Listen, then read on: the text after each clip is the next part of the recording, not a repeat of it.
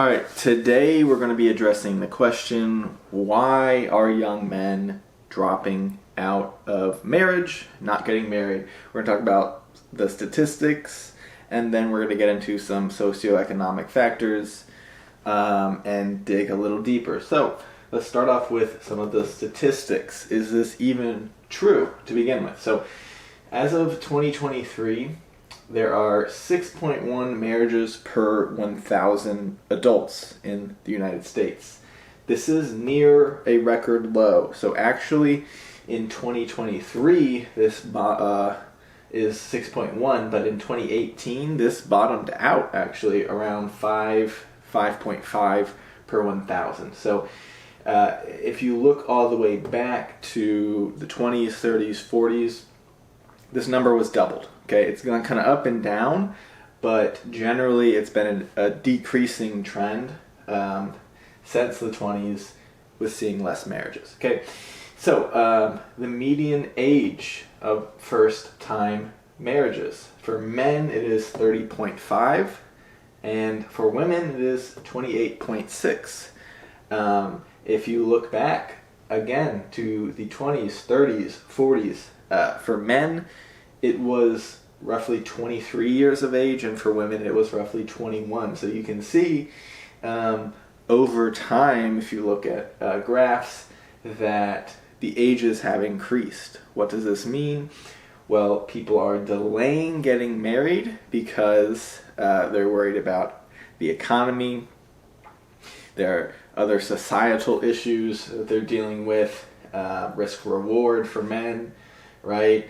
The internet and all of the implications that has had on dating, and so people are holding off, okay, or not getting married at all. So a record never married at 40 years of age now stands at 25% of the U.S. population. So I believe this is also higher for men than it is for women. So by the age of 40, a quarter of the U.S. population has never married. This is at an all-time high. Okay, it's never been that high. And for births in the U.S., this has also been an increasing trend. 40% of births are from non-married women. Okay, this is from the CDC, a statistic I pulled from their website. And so almost half of all children are born to parents that are not married. Okay, now, let's talk about some of the economic headwinds. If you know anything about marriage and starting families, one of the primary factors when people decide whether to get married, whether to have kids, is affordability, right? So primarily this is driven by housing. So housing prices, the cost of homes, are at a record high. So I believe the median house, your standard kind of average home, is over $400,000, and so when housing prices are so expensive, obviously in bigger cities this is even higher. Like where I live near DC in the outskirts, I see condos and townhouses going for nearly $1 million, and they're nothing special. That's ridiculous, right? So when people can't afford houses, they don't start families. When they don't start families, they don't have children. And it's kind of a cascading effect, okay? So 50% of renters are considered burdened economically. And how that is defined is if 30% or higher of your income goes directly to housing payments, whether it's rent, whether it's mortgages, right? And so if you are forced to pay more than 30% of your paycheck into housing, then clearly you have to make sacrifices other places, right? Maybe you can't eat out as much. Maybe you don't have as much disposable income or any at all, and so that has other implications as well. So another growing trend that is pretty alarming, especially for young men, is that living with their parents. This number is over 18% for younger people age 25 to 34. Okay, Now, during the Great Depression, this was, although we don't have exact numbers, this was roughly 40%, right? But this has only been an increasing trend. And I haven't seen the updated data over the last 2 years, but we know things have not gotten cheaper. Inflation has only skyrocketed since COVID, right, since 2020. And so housing has become more expensive. Car payments, food, insurance, gas, all of these things have gone up, which affects younger people disproportionately because we're the ones starting our careers. We don't have an established kind of base for ourselves.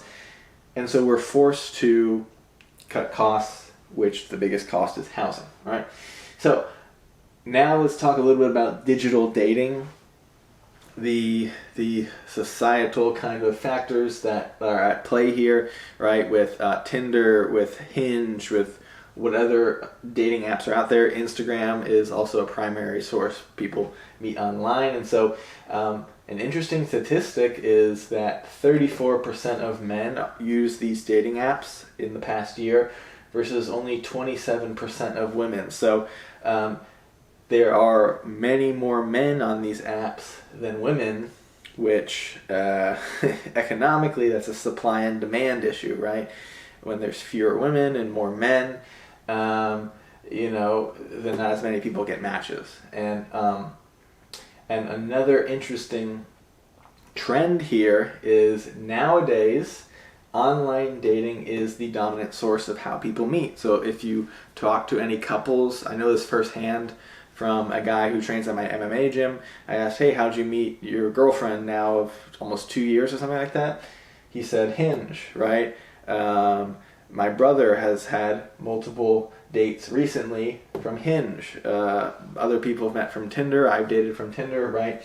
And how this used to play out was people primarily met from friends of friends. Okay, so you're in a circle, a social circle, right? You have friends, and they're like, hey, let me introduce you to so-and-so. That used to be how people met, right? Referrals, it was the primary way. Bars were also up there. What else? Church, right? Basically community gatherings. And now with how things are playing out in society, most people would rather stay home. Most people are behind screens. Most people find it awkward. And also with Me Too, that movement where people were being accused of sexual assault and things like that. Men kind of took a step back and were like, hey, women don't seem to want to be approached in person. It's safer to do it online, right? At least if we get it rejected, it's not personal, like face-to-face, so it stings less. But that is the new trend. Now, the majority of people dating meet online, okay? So because of this, okay, with more men on dating apps, the primary way people meet being online, hypergamy has always been at play, right? People always want to date up. And what I read from statistics and things that Tinder themselves put out, roughly 80% of women go for the top 10, 20% of guys online, okay? Someone commented in one of my last videos that, hey, that's only online, right? It isn't the same in person, and that's true because online, all you have to go off of are photos, right? A bio, which most people don't even read. And so 80% of the guys are kind of left high and dry, which only makes this worse, right? If you can't even meet someone because primarily you meet people online, then fewer dates or no dates, meaning lower chance of marriage, okay? So, risk versus reward. This is also an important one. So, in the US, the divorce rate of first-time marriages is between 40 and 50%. Personally, that scares the shit out of me, right? If you decide to get married to someone, it's almost a coin toss, whether it will end badly or not. That's very scary. Okay, so 70% of divorces are actually female initiated. And so what that shows to a lot of guys is like, hey, if I'm going to sign over my financial future, my life, everything over to a woman, it's a 50% chance it could go south.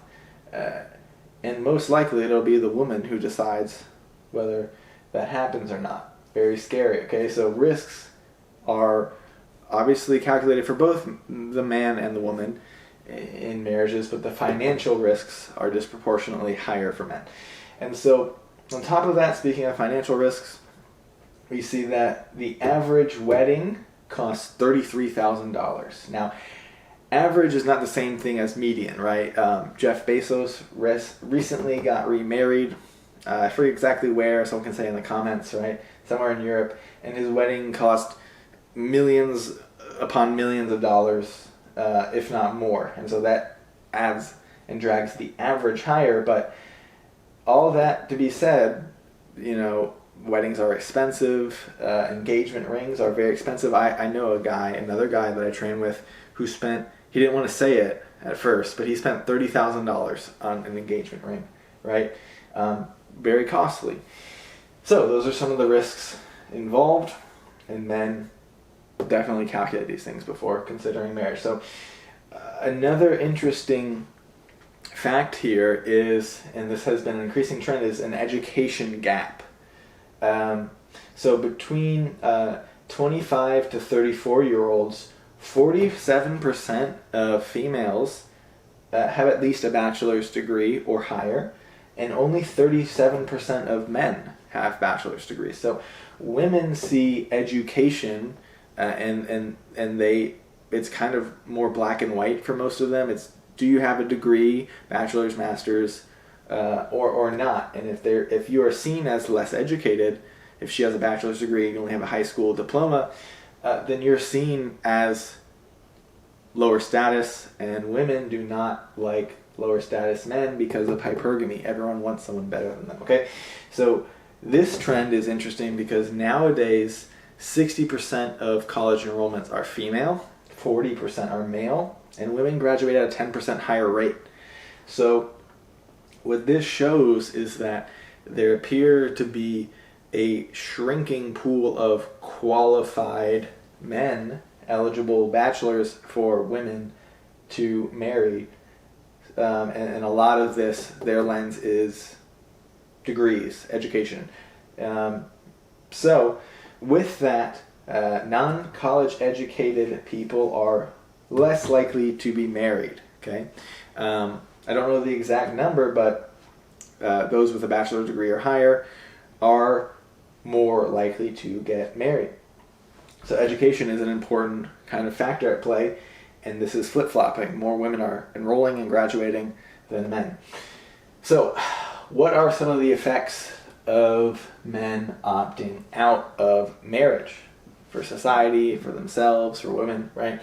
Well, when men either opt out or get married later, this means that there's a lower fertility rate, right? The older you get, the less motile your sperm is, the less fertile a woman's womb is, right? There could be complications for birth and all these things. So now the fertility rate is 1.62. So 1.62 births per every adult woman. And by the way, the replacement rate for a population to just stay the same is roughly 2.6. So what this means is that we're facing a population collapse or population crisis if this doesn't change, because if the replacement rate isn't even being met within 1 or 2 generations, everyone ages out, right? And we have an aging boomer population right now. And so when they are gone, then that's a lot less spending power, economic motility, right? And all these other things.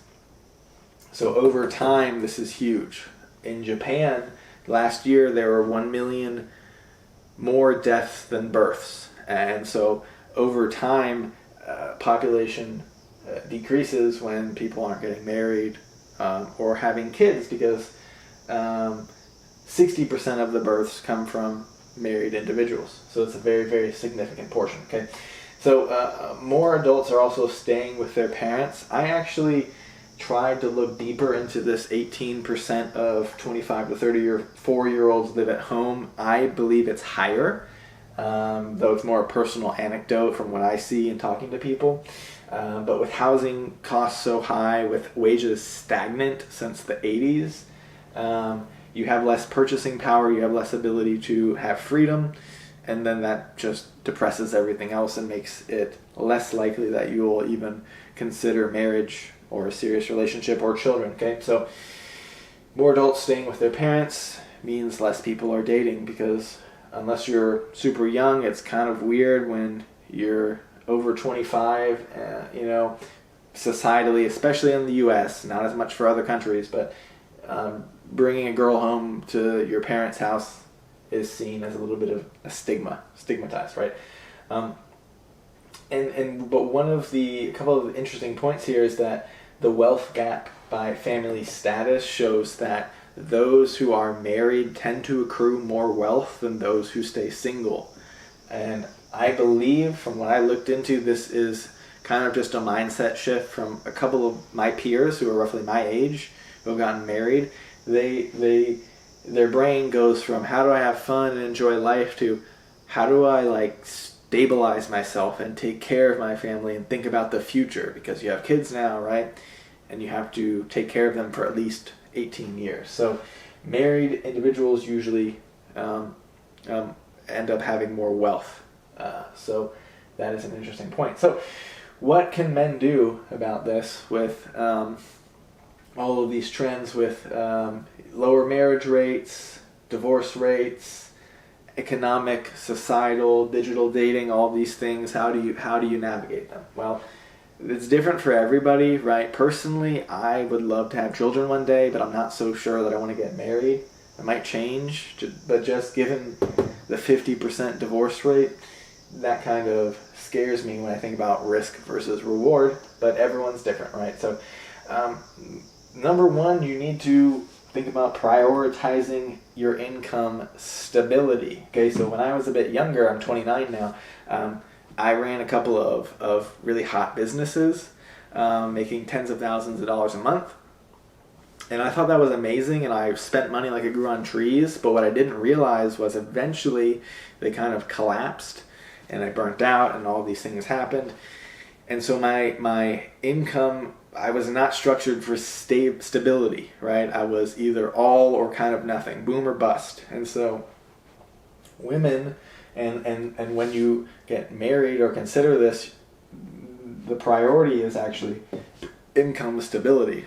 Okay, so a 9-to-5, being in the trades, building a business in a way that provides stable income. Okay, another portion of this economic-wise is frugality and investing. So a lot of people don't understand the basics of budgeting, right? I didn't care about this for the longest time. It was boring, it seemed unnecessary, but now I'm kind of a nerd, and I have a whole Excel sheet of all of my monthly costs versus my monthly income, subtract the costs from my income, and I see what I have left at the end of the month, because a lot of people are flying blind here and they have no idea. I don't know, I make so much money, but I spend a lot, and sometimes I have money left over, sometimes I don't. And so you kind of need to get serious about accounting, right? And counting and saving up. So something else is date offline. Talk to people in person.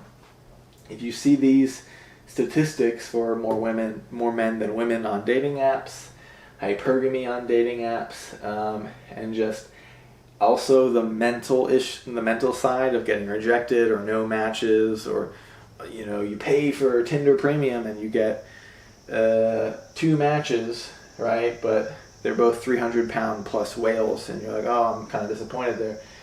How about you try learning how to speak to women in person, right? So that way there's a bit of a filter, right? For me, I speak to women at the gym, at coffee shops, and some other places, and I'm not just swiping mindlessly. I'm actually starting conversations with girls that I am attracted to, right? Or I have similar interests. So that's a huge one.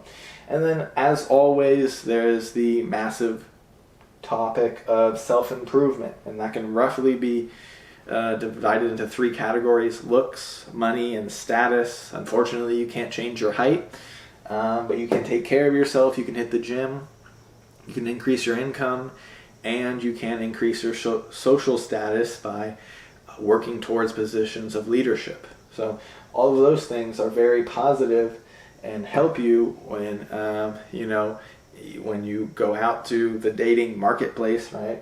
Because women find those things more attractive generally. So marriage isn't necessarily dead, but roles and incentives have definitely changed, and as long as you're aware of these things, you'll be able to address them. Click the video appearing on your screen, and I'll see you on the inside of that video.